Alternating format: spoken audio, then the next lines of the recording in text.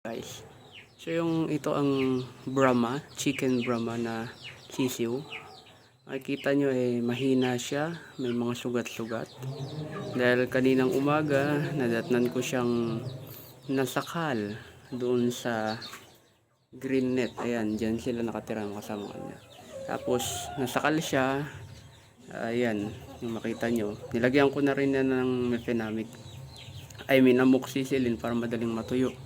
Currently nagre-recover na siya. Kanina talagang muntik-muntik na yan. Kaya ayun, para gumanda yung pangangalaga, kailangan siyang alagaan. So yung tubig nilagyan ko ng amoxicillin yan, mefenamic acid, para mas na siya. Kanina talagang hindi buti na lang malakas-lakas pa siya. So ngayon nakakainom na siya. Kanina rin nakakain na rin. Ngayon total recovery. Kailangan lang niya ng warmth. So kung kayo man ay may alaga ding manok, pag kaya nating alagaan pa, i-survive, ay i-treat natin yung mga sugat nila.